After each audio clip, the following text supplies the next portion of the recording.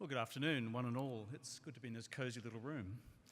And it's like just sitting in front of the fireplace at home, isn't it? Medicine, theology, philosophy, law.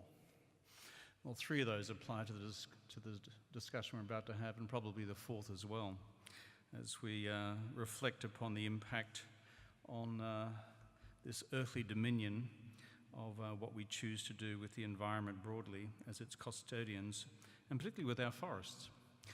I'm here principally to encourage this project. CDP is worthwhile. Why do I say that? I'm the son of a farmer. I grew up in rural Australia. My father was a timber getter. He cleared the land, and he did what most people did way back in the 1960s and 70s. And it's only with the reflection of the last 50 years and as the data slowly accumulates do we get a sense of what that means for the sustainability of our planet more broadly. Numbers matter. The fact that deforestation contributes 15% of total impact on greenhouse gas emissions commands respect. It therefore should command political and policy attention in terms of what we do about it. Often in global climate change negotiations, and I've been at a lot, I was at Copenhagen leading the Australian delegation. I still have the scar tissue and stigmata to show for that, secular stigmata anyway. And I was in a non-government capacity at Paris as well. Numbers matter. But on this question of what we do about forests, it often slides to one side in the core deliberations on carbon pricing and the rest of the economy. And it could not, and it should not, and it must not for the future. Because our ability to sustain our forests is fundamental to what we do with climate change, greenhouse gases, and sustainability more broadly. So when I look at your figures here at CDP, you're doing God's work, whoever she may be. And the fact that in 2016 you had 365 investors with 22 trillion in assets who were signatories to CDP, that in the same year, on behalf of these investors, you made requests of 825 global firms, and they were asked to provide data in terms of the impact of their activities in the 4 critical areas impacting on forests. And the fact that you had 20% of them actually respond is all a good start.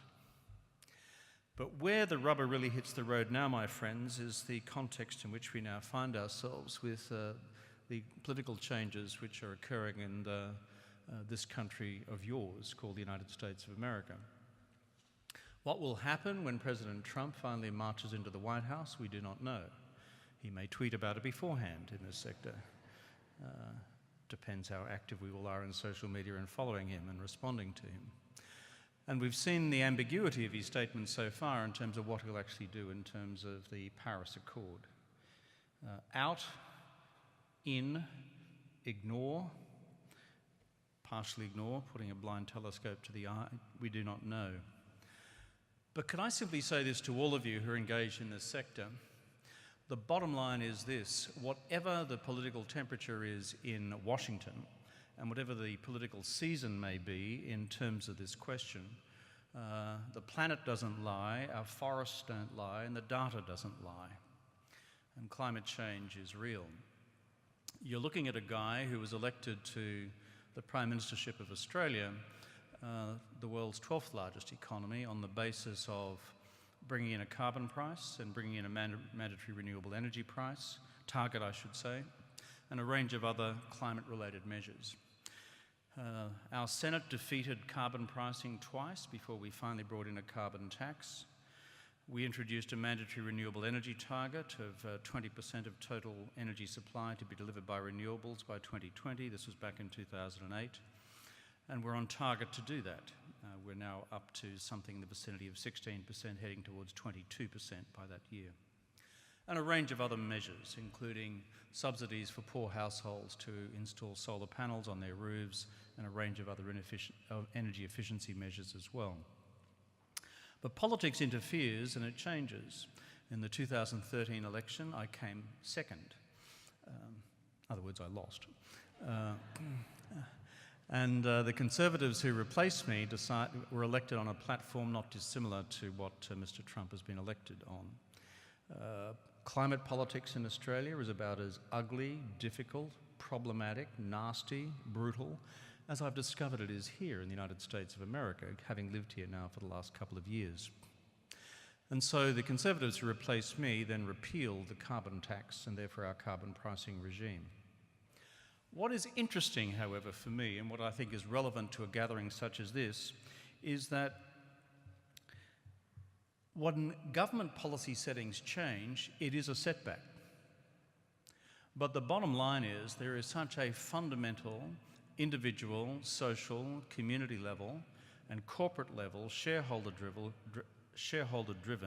consumer-driven revolt on this question across the world that I don't believe significant policy settings, even by governments centrally, including in Washington and in Canberra, the capital of my own country, will decisively change the equation. There is too much by way of fundamental view in the community that this is a serious agenda for our generation, if we are faintly concerned about the well-being of the generation which follows us. And therefore in Australia, despite the fact they've now been 2 years without a carbon pricing regime, you still see high levels of consumer-driven, shareholder-driven, corporate-driven, investor-driven behavioural change. And so my encouragement to this gathering and the CDP who provide the mathematics on this, who provide the data on this, is long may you prosper, because I believe that whatever setbacks may occur at the policy level, that this revolution in corporate behaviour across the world will continue. Obviously, there'll be some firms who look at any policy change in Washington and will say, yippee, suddenly the yoke has been removed.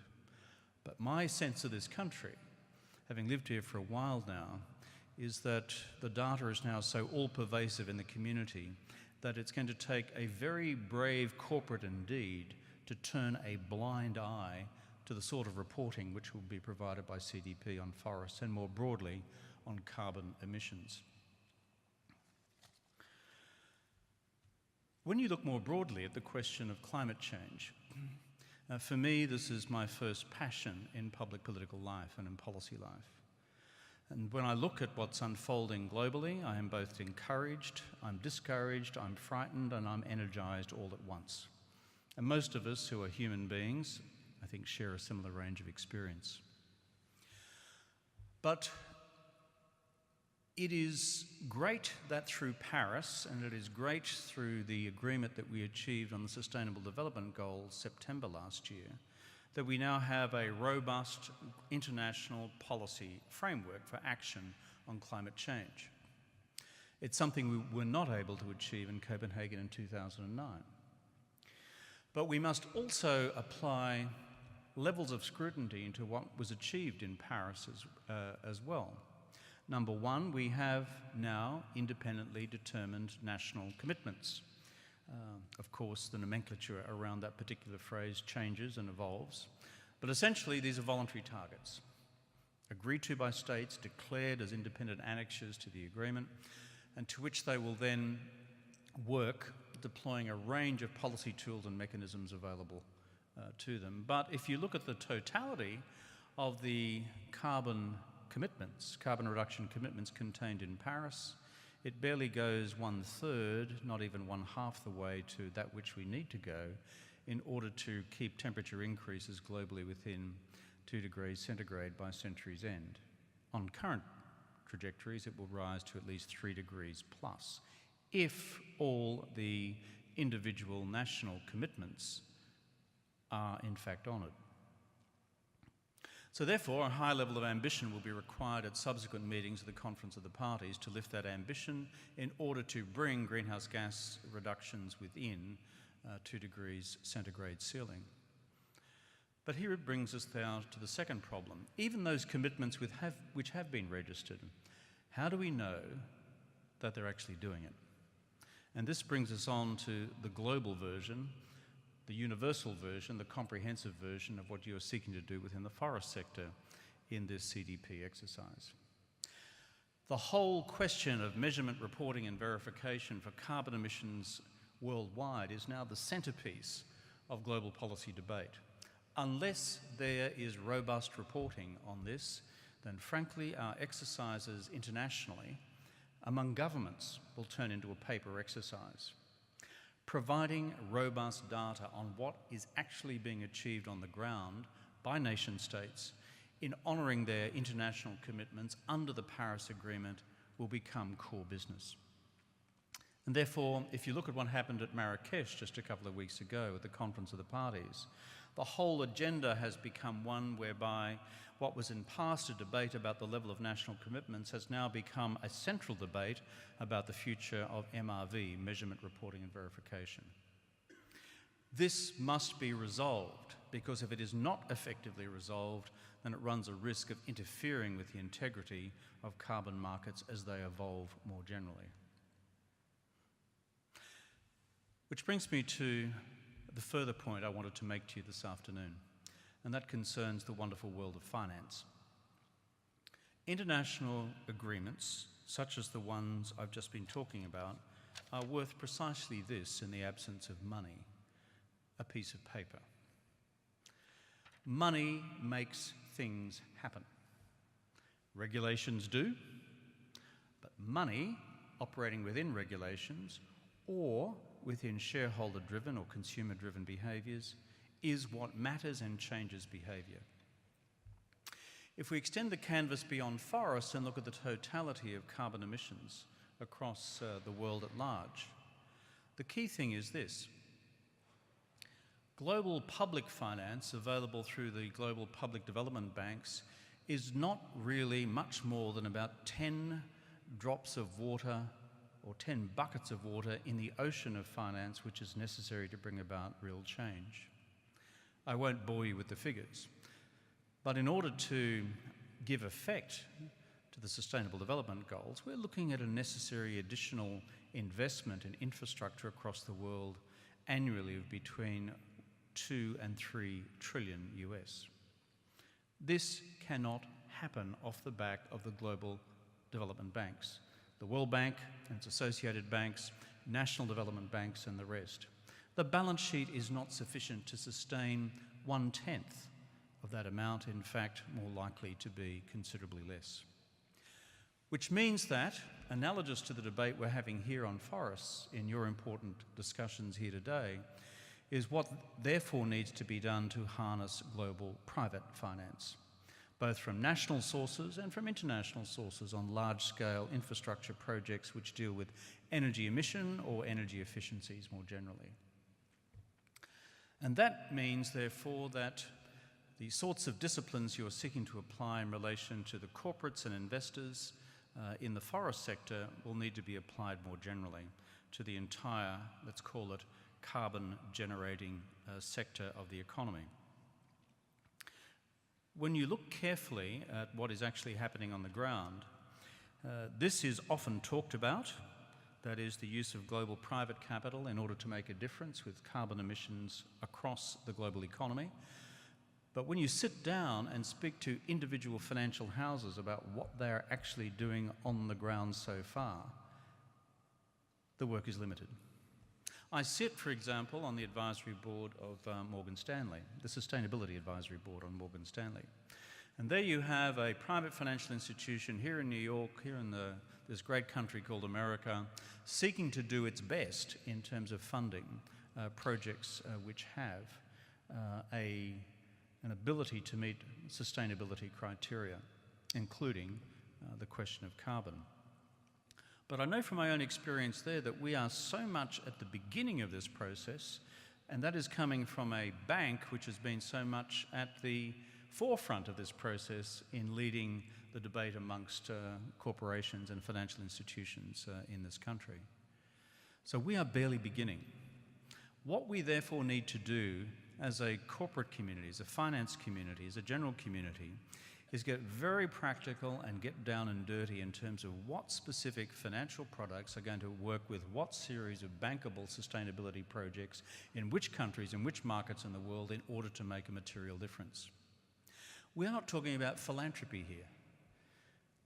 Business models don't work on the basis of philanthropy. I've discovered this in politics. It just doesn't work that way. It's got to work in a material way, which means there is a shareholder return, there is a revenue return, there is a rate of return in order to justify the capital which has been invested. And so the practical challenge in evolving this set of bankable projects across this policy space is how do we provide cocktails of global public finance, national public finance, with global private finance and national private finance, in order to manage the risk profile of so many of these projects so they can be delivered on the ground and make a material difference to sustainability and specifically to carbon emissions and more generally to climate change. That, I believe, is where the cutting edge of the work now lies. Anyone who sits back there in politics land and says, well, we've just had this great outcome in Paris, we've just agreed on the SDGs here in New York, through the United Nations, and therefore we're just going to leave it to the World Bank to sort out the details, is dreaming. A material difference will be made on the basis of this entering into the mainstream of financial decision-making across the United States economy, across the global private economy more generally, with governments and corporates working hand in hand in order to deliver outcomes. That's the vision we need for the future. And that's why I'm so encouraged by the work you do here, specifically in this critical area of forests. So my responsibility here again today is simply to add a word of encouragement. This is doing serious work on the part of whoever it is who provided this creation for us, whatever her name may be, and making a material difference in the forest sector. As Prime Minister of Australia, we worked closely with our friends in Indonesia, we worked closely with our friends in Papua New Guinea. We're certainly familiar with what was unfolding in Brazil and other parts of African forest to know the real and material challenges here.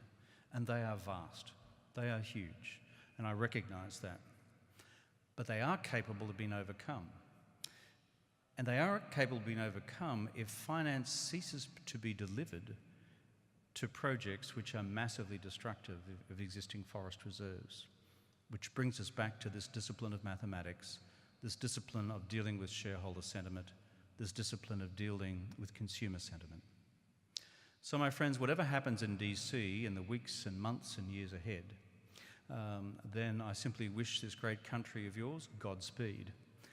But in this critical sector, I believe this popular response to what everyone senses in their daily lives at one level or another in terms of the warming of our planet, the impact on predictable weather events, the incidence and intensity of extreme weather events, and the other consequences of climate change have gone from the margins and in fact have entered into the mainstream of the discourse in Main Street America, in High Street England, and certainly in Broad Street Australia. In other words, I think this change in consciousness has now gone way beyond the political debate as formerly conducted between the political parties in our respective countries. It's gone way beyond, frankly, the interests which often fund the particular postures taken by individual political parties through campaign finance. I think the community at large, and through activities such as that supported by CDP, and more broadly through people just being concerned about their future, that this work will continue and gain in strength whatever the politics of Washington might be. I thank you so much for your time.